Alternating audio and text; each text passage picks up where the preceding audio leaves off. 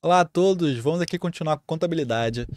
Dessa vez a gente vai sair do relatório de balanço patrimonial e vamos seguir para o relatório de DRE. DRE é demonstração de resultado de exercício. Nela vamos calcular o lucro da empresa. Mas antes de poder calcular o lucro da empresa, eu vou precisar falar com vocês sobre impostos. Porque para calcular o lucro, a gente vai precisar pagar diversos impostos. A gente precisa entender, inclusive, a interação desses impostos. Porque empresas, elas ganham crédito, dependendo se elas pagam 2 vezes o imposto, e elas podem depois, com esse crédito do governo, abater no próxima vez que ela for pagar o imposto. Então, existem várias interações com relação aos impostos, e eu vou precisar dar uma aula só de imposto, porque no Brasil especificamente, quando a gente fala de imposto, gente, a gente fala de diversos níveis de imposto. Porque aqui temos 3 esferas, né?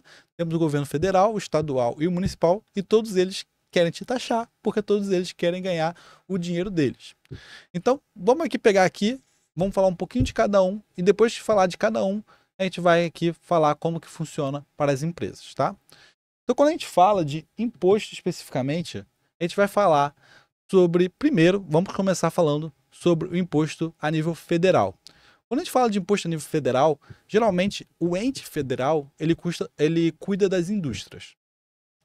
O ente federal, por cuidar das indústrias, temos aqui o que a gente chama de imposto sobre importação ou imposto sobre produtos industrializados também, tá? Então a gente vai ter esses dois impostos que estão mais ligados ao ente federal.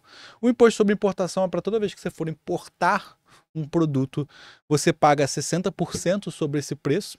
Então, se você vai comprar um produto da China que custa R$ 1, você vai ter que pagar 60% de R$ 1, vai ficar R$ 1,60 no final, quando chegar aqui no Brasil. Esse é um imposto feito para tentar salvar a indústria nacional, né? Mas ao mesmo tempo que ela ajuda a indústria nacional, ela atrapalha o consumidor final, porque no final a indústria nacional ela consegue precificar pelo menos, né, a 50% acima do preço internacional. Então vamos dizer assim, se você está tendo que ter uma escolha entre a indústria nacional ou a indústria internacional, se a indústria nacional tiver 50% acima o preço dela, já vale a pena, né? Porque o imposto ele obriga a indústria internacional a ser muito mais barato para valer a pena importar. Então, gente, basicamente quase nunca vale a pena importar, né?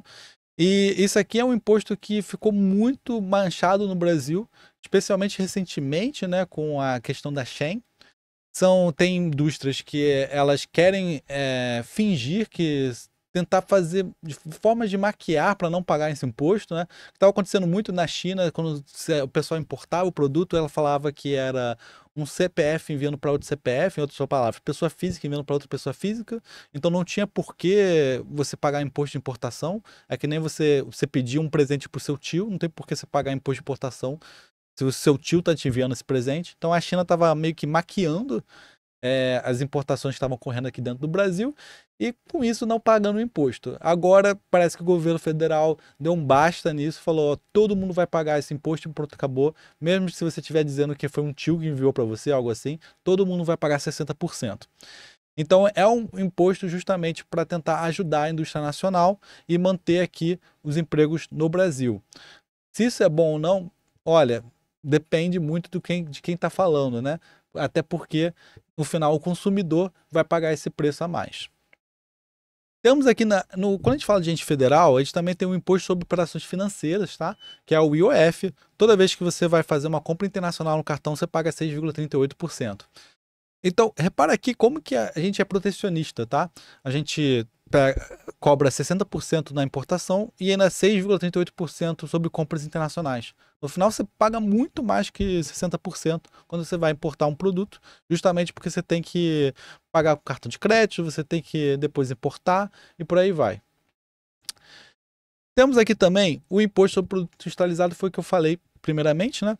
O imposto sobre produto industrializado, ele é cobrado pelo ente federal porque o ente federal está cuidando da indústria especificamente. Se a gente for clicar nesse link aqui em específico, vai dar um super arquivo que vai justamente falar sobre como funciona o imposto industrializado no Brasil para para cada tipo de produto. Quando você vende um produto no Brasil, repara que você tem que saber como que ele está enquadrado. E depois, como ele está enquadrado, vai significar como que ele vai ter o imposto sobre ele. O imposto sobre ele vai incidir justamente sobre o preço dele. Então, por exemplo, quando você está vendendo ou está fabricando aqui peixe, em específico, se for o peixe do tipo salmão, você vai pagar 3,25% de alíquota. Se for um peixe do tipo tilápia, você vai pagar 0%. Então, assim, o governo ele especificou cada produto que existe e falou: para esse produto vai ser certa porcentagem de imposto, para esse vai ser outro tipo. Salmão é de gente rica, vou cobrar 3,25, tilápia é de gente pobre, vou cobrar 0. Ele vai tendo os preconceitos dele, vai criando o dele. Isso acaba também, gente, criando um certo monstro contábil, né? Por isso que é muito importante você ter um contador de confiança da sua indústria em específica, que sabe sobre a sua indústria, que ele vai poder dizer para você justamente como você tem que categorizar o seu produto. Como aqui no Brasil, por exemplo, faz diferença entre chocolate e bombom, um paga mais imposto que o outro, algumas vezes vale mais a pena você considerar o seu produto como chocolate do que como bombom. Vira esse monstro, né, aqui no Brasil. E se você pode olhar nessa tabela aí, você vai ter vários exemplos de como que você tem que tomar cuidado na hora que você vai categorizar o seu produto. Então, assim, o imposto sobre o produto industrializado, ele cria justamente esse problema, mas assim, é o governo tentando taxar cada tipo de produto conforme o que ele acha que aquele produto tem que ser taxado. Se for um cigarro que faz mal, vai taxar muito mais. Se for um peixe que faz bem para o povo, talvez não taxa nada. Temos aqui o que a gente chama de imposto de renda pessoa física. O imposto de renda, gente, é justamente sobre a renda da pessoa. Então, aqui está meio defasado essa tabela, mas para vocês terem uma ideia, quanto mais você ganha, geralmente mais você paga imposto de renda, podendo chegar a 27,5%. Esse aqui, 27,5% é quase um terço da sua renda vai para o governo. Repara como a gente cobra imposto de renda. Muita gente vai falar que isso é muito imposto. Outras pessoas vão falar que isso é pouco imposto de renda, especificamente. Porque nos outros países, tipo Estados Unidos, Europa, os impostos de renda vão de 38% a 50%. Dinamarca, 50%, Estados Unidos é 38%. Eles gostam de cobrar mais imposto de renda e menos no produto final, no produto que é consumido. Geralmente, os contadores e economistas preferem imposto de renda porque eles acham um imposto mais justo, tá? É um imposto que, se você ganha mais, você paga mais. Eu acho um dos problemas do imposto de renda que existem também é que é um imposto que ele acaba ajudando a ilegalidade, vamos dizer assim. Como ele é um imposto muito alto cobrado, as pessoas acabam querendo ficar ilegais para não pagar o imposto de renda. É o que acontece já muito no Brasil. Você tem aqui muito CLT, o CLT ele tem que se informar tudo, então ele paga o imposto de renda certinho. Então tem muita gente que prefere, em vez de ser CLT, virar MEI. Aí ele vira MEI e não paga o imposto de renda, justamente porque ele consegue disfarçar o imposto aí como MEI. Então, assim, tem muita gente que está fazendo essa transição justamente para não pagar o imposto de renda. Então, mostra como que ele é um imposto que eu acho até interessante, no sentido que quanto mais rico você é, mais você paga imposto. Deveria ser, né? Mas, em compensação, ele acaba trazendo uma certa ilegalidade. Muita gente prefere ir para a ilegalidade para não pagar ele. Ele é, de certa forma, fácil de burlar quando a gente pensa nisso. Temos aqui também o que a gente chama de imposto de renda de pessoa jurídica. A pessoa física paga imposto e a pessoa jurídica também paga imposto. Então, a pessoa jurídica ela vai pagar em 15% sobre o lucro dela, tá? Lembrando que se você é uma pessoa jurídica que cresce, vamos dizer assim, você é uma empresa que ganha bilhões de reais, você ainda vai pagar outros tipos de impostos, tipo contribuição social sobre o lucro líquido, que é mais 10%. Então, você pode chegar a pagar 25% sobre o seu lucro. Gente, o imposto de pessoa jurídica, ele é bem alto mesmo, é relativamente alto quando a gente fala do lucro. É claro que as empresas pequenas, elas geralmente não tendem a pagar o imposto de renda de pessoa jurídica, porque elas entram no Simples Nacional, e o Simples Nacional ele tem uma taxa sobre a receita que acaba englobando todos os impostos muito mais simples. A gente que, por exemplo, tem empresas pequenas, paga em torno de 6,8% sobre a receita e só, não paga mais nenhum outro imposto. Está tudo incluso no Simples Nacional, em uma só, que é sobre a receita, ponto, acabou. Temos aqui também, gente, o imposto sobre a propriedade rural. Temos o CID, que é a contribuição de intervenção do domínio econômico, que geralmente é sobre gasolina, sobre gás. Temos aqui o PIS, PASEP e COFINS. Lembrando que todos esses impostos aqui que eu estou falando, muitos deles, com a nova lei que vai surgir com o tempo, vai virar só um, tá? Que é o IVA. Eles estão querendo juntar tudo para virar só um e simplificar os impostos no Brasil. Vamos ver se vai dar certo, se vai continuar isso aí. Aqui tem o CSLL, que eu falei para vocês, que é a Contribuição Social sobre o Lucro Líquido. E temos o Fundo de Garantia do Tempo de Serviço, que é a FGTS. O FGTS ele foi um imposto criado para o salário das pessoas CLTs. E esse imposto ele foi justamente criado pensando nas pessoas a comprarem a primeira casa, comprarem a casa própria. É claro que acabou ficando meio esquisito esse imposto, porque você paga 8% sobre o seu salário bruto de FGTS e você tem que deixar ele preso no governo. E quando você for comprar sua casa própria pela primeira vez, você pode sacar todo ele e dar entrada. Só que a forma que ele rende lá no governo, ele não rende muito. Ele rende quase nada. Então, algumas vezes os especialistas falam, pô, não seria melhor então as pessoas poderem sacar esse dinheiro e eles mesmos poderem fazer o rendimento, fazer um rendimento melhor ou pior, tipo, mas ser uma escolha da pessoa. Então, assim, é um imposto que as pessoas é meio controverso, vamos dizer assim. Temos o INSS, que é o Instituto Nacional do Seguro Social. Você vai pagar também sobre o seu salário esse imposto, e vai até 14%. E ele é um imposto justamente para você ser um seguro seu, seguro de aposentadoria, para quando você se aposentar você receber um dinheiro do governo, ou para caso você fique desempregado, você receber seu seguro-desemprego, ou para caso você sofra um acidente, você receber também algum tipo de ajuda do governo. Repara aqui que é também um imposto que muita gente reclama, porque ele é muito alto e você não recebe. Se você for uma classe trabalhadora que não sofreu nenhum acidente, você não vai receber de fato esse dinheiro no futuro.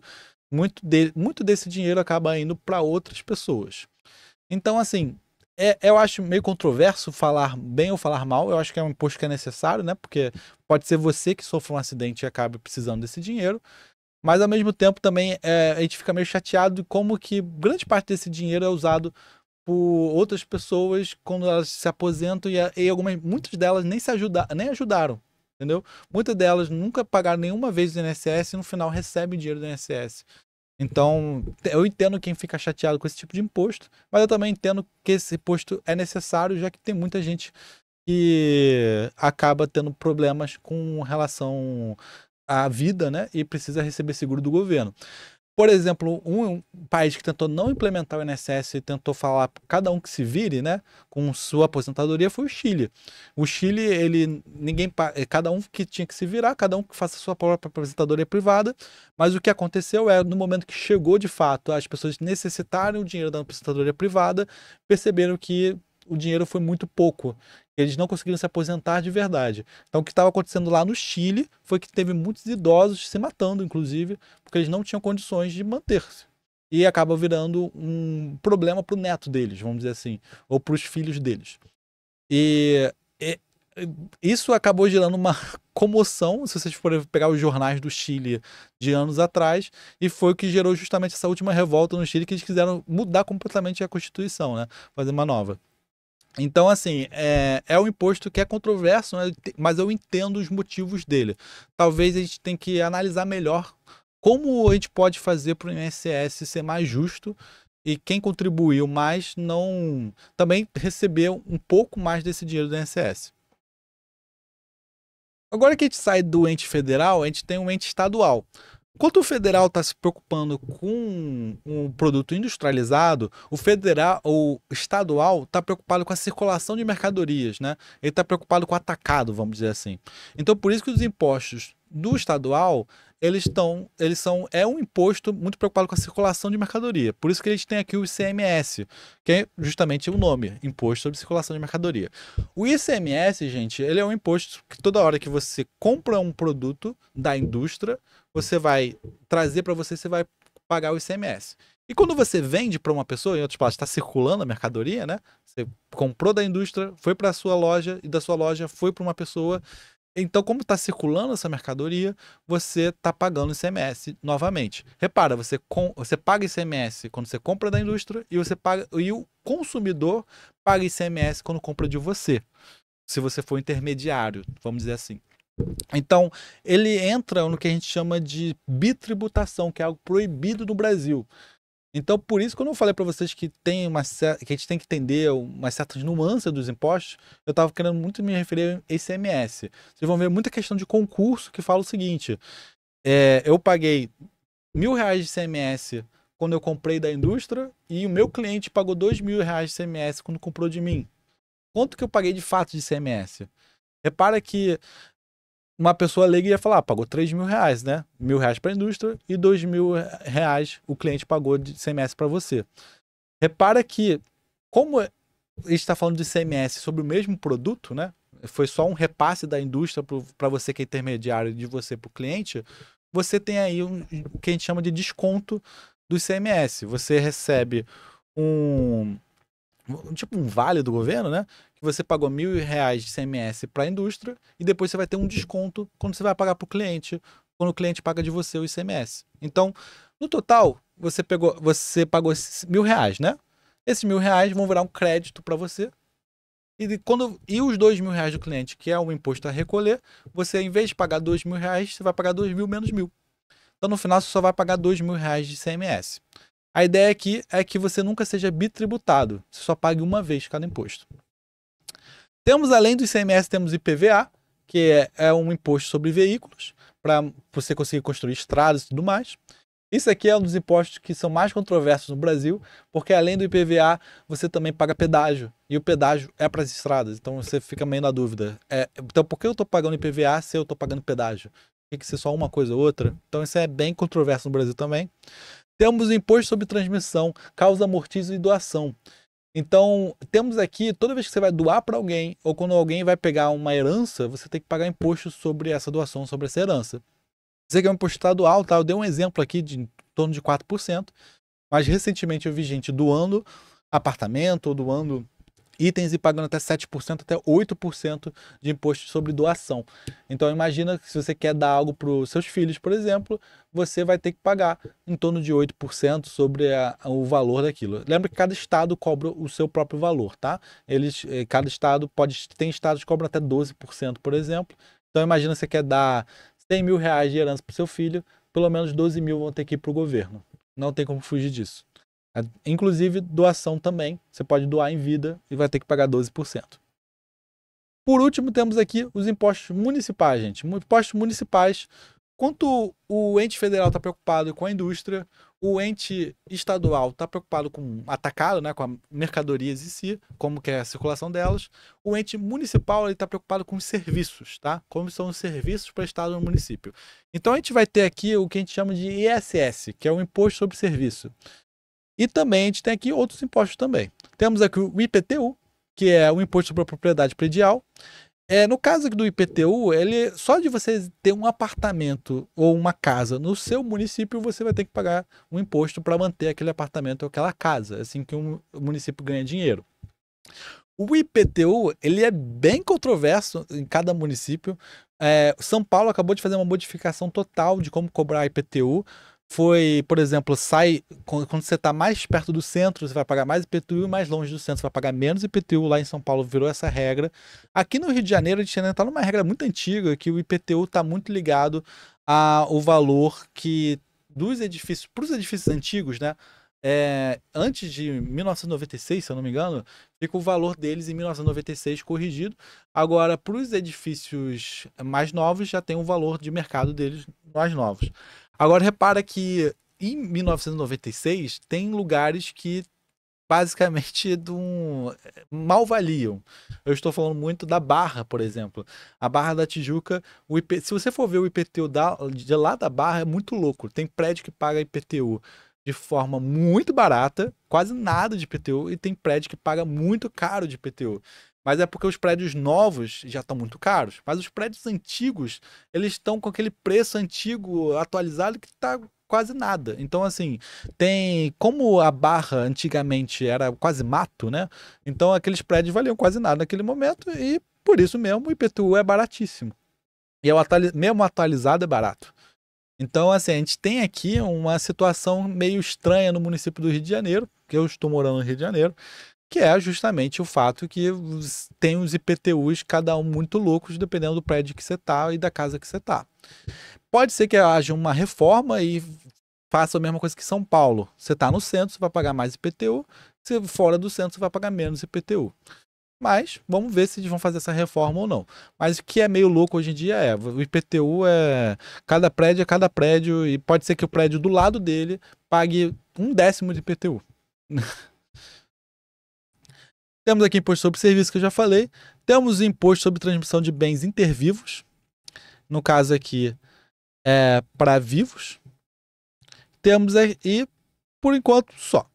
Eu queria só terminar aqui falando um pouco também sobre imposto por dentro e imposto por fora, que é justamente como o Brasil enxerga imposto e como países como os Estados Unidos enxergam imposto.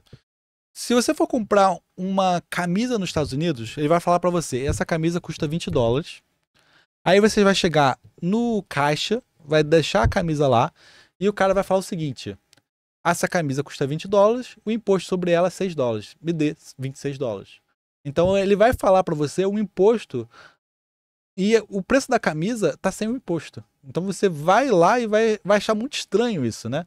Porque você vai sempre pagar mais do que deveria no caixa. Então o imposto ele vem depois. O imposto ele tem o preço do produto e o preço do produto não está embutido com o imposto. No Brasil, a gente já tem o preço do imposto embutido. Isto é, você tem o preço que está ali na vitrine do caixa, e você vai até o caixa, você vai pagar pelo preço que está na vitrine, o imposto já tá lá dentro. Quando a gente fala que o imposto já está lá dentro, a gente fala que o imposto está por dentro, e quando a gente fala que o imposto não está lá dentro, a gente fala que o imposto vai estar por fora, você vai pagar por fora depois. Existem certas vantagens e certas desvantagens para cada cultura, tá? Na cultura dos Estados Unidos, a desvantagem é aquela que você nunca sabe o que você vai pagar na hora que entra no caixa. Mas a grande vantagem é porque você paga menos imposto nesse tipo de transição. Por quê? Porque, vamos pensar assim, se a camisa custa R$100 e você paga 12% de imposto, você vai pagar, a camisa custa R$100, você vai até o caixa, 12% de imposto é R$12, mais R$100, você vai pagar 112. E aí fechou. Agora, se você paga 12% de imposto aqui no Brasil, repara que já tem que estar embutido no preço. Então, vamos pensar assim, se o preço para realmente pagar 12% disso vai ter que ser um pouco acima de R$112. Então, quando você vai fazer a conta, gente, aqui no Brasil, para a mesma alíquota, a gente acaba pagando mais imposto. Justamente porque o imposto já está embutido no preço. Se você for fazer a conta, para ser 12% para dar no final R$100 o preço do produto, você vai ter que ter um preço final aí de torno de R$115, R$114. Aí você paga 12% de 114, que no final vai ficar em torno de R$100 o preço do produto. Então repara que justamente por a gente ter esse tipo de mentalidade na hora de fazer imposto, a gente acaba pagando mais. Só isso mesmo que eu queria finalizar aqui. Eu acho que eu falei de muitos impostos. Quando a gente for falar sobre como calcular o lucro de uma empresa, vocês vão ver como que a gente vai entrar com esses impostos em cada etapa do cálculo do lucro. Vocês vão ver que a gente vai falar de ICMS, quando a gente vai falar de receita líquida, você vai ver que a gente vai falar do imposto de renda, quando for falar do lucro líquido, você vai ver que a gente vai falar de IPTU e tudo mais, quando a gente for falar sobre despesas administrativas. Então a gente vai falar de todos esses impostos aqui quando a gente for fazer a análise do lucro da empresa, que é a análise de demonstração de resultado de exercício. Então, nos aguardem que a gente vai falar de tudo isso ainda para já.